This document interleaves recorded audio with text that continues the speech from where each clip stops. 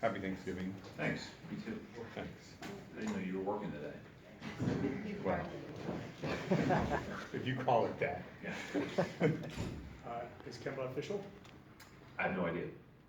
I'm guessing. I'm under the assumption that he's playing.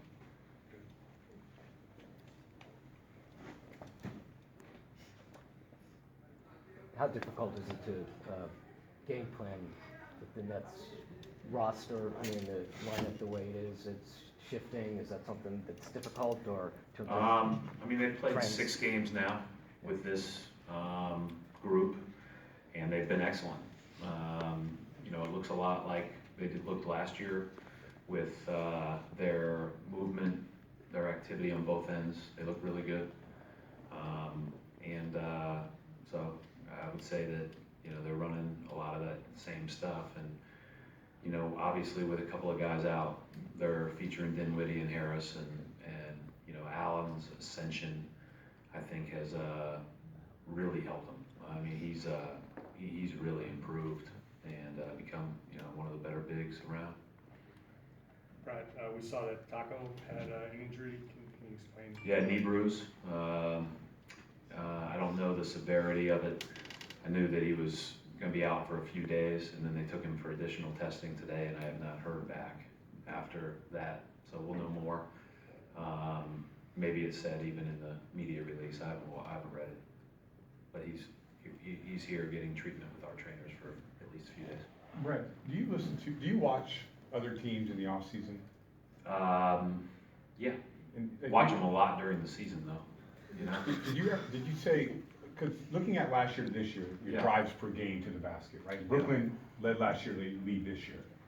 Do you look at them and say, like, man, we got to do a better job of getting downhill this season? They're really good at driving the ball. I think if you wanted to focus on that, they'd certainly be one of the teams that you'd look at. I think it all starts with they've got a lot of guys that can floor it. They had that last year too. You know, obviously LeVert being out is one less, and Kyrie being out is one less. But you have a lot of guys that can put the ball on the floor, starters and bench players, and great spacing. They really do a great job of spacing. And then the bigs roll into the rim, create a lot of vertical spacing, so that you're over helping, and then those guys are playing against closeouts all day. Very good at reads, very well coached. You know, all that stuff. You know, to answer your question, I spent a lot more time watching different levels during the summer. You know, whether it's Europe or FIBA or you know the WNBA or college, just because we watch this over and over and over during the year. Sure. And so, but these guys are certainly, they do a lot of great stuff. Right, what stands out to you about the Nets defensively? I think the last 5-6 games, they're right behind you guys in defensive rating. They're playing really hard, but they're really big. They're really big. I mean, when you look at it, Dinwiddie at the 1, with Prince, Temple, and Harris next to him, and those guys are big guys. They can guard a number of different positions, but they'll never have a guy that's a traditional point guard, you know, size-wise. They're playing Pinson with the ball a lot off the bench. So, you know, I think that positional versatility is good. And then, you know, Allen at the rim is tremendous. Brett, did you have any reaction when Kyrie spoke at Media Day and apologized for the way he handled things and the departure from Boston, and sort of blamed himself for the problems that took place last season? We've said many times that this was, you know, whatever we didn't achieve that we wanted to achieve as a team is on the team. It's not for one person. That has been very well documented. You know, and I've also said many times that I really enjoyed Kyrie and, you know, wish him nothing but the best. I think that everybody that was on that team last year will be better because of that experience. I'm just curious, how disappointed are you, I guess, not to be able to face Kyrie tonight? And secondly, you pointed out that this is, whatever the successes or failures are all a team issue, not an individual issue. What do you make of the outsized amount of, I guess, attention that Kyrie gets? Yeah, I just think I think that is one of the things that, unfortunately, when you're really, really good at something, the level of scrutiny is even higher. And, you know, he's one of the best players in the NBA, and the level of scrutiny is unfair. But it's, comes with the territory of all those guys. And I just, I think that's why it's so important that, we constantly remind ourselves how good they are. The way that people talked about his time here, I mean, he was second team All-NBA last year. He was ridiculous the year before. So he's a heck of a player, and he gets to choose where he wants to go play, gets to go home. I think that that's something that we all very much respect, and we certainly, like I said, we wish him nothing but health and happiness. I just think that this is the world we live in, I think that that's just part of it, and I don't particularly like it, just even being in the seat where you're getting too much praise is uncomfortable. I just think but we got to react to something, and unfortunately we're pretty reactionary.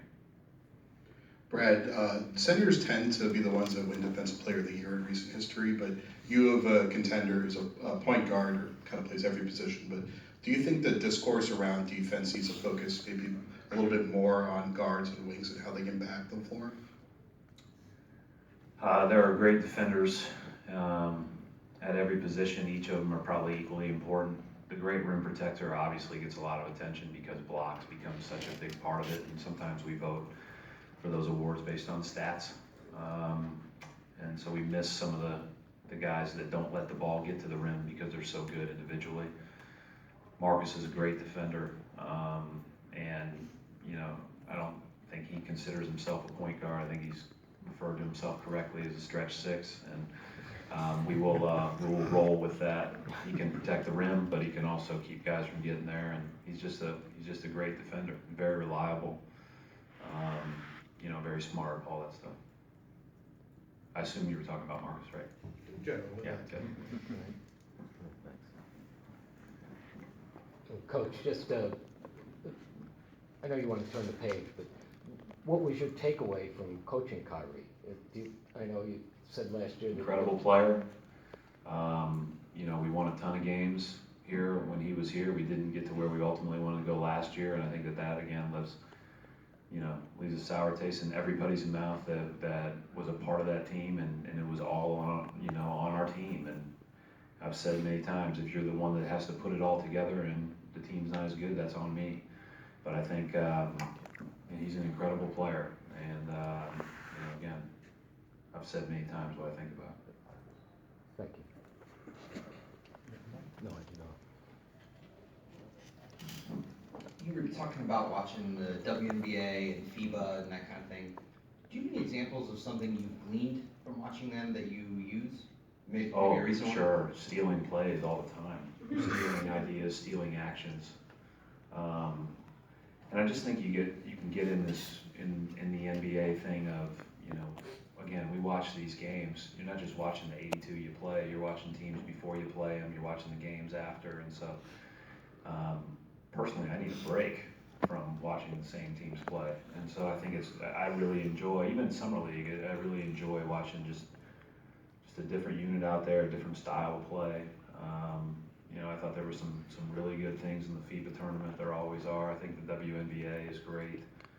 And that's the time of the year where you try to look at the jump defenses that are being played in college and all that stuff. Would you watch Brad Stevens at Butler? No.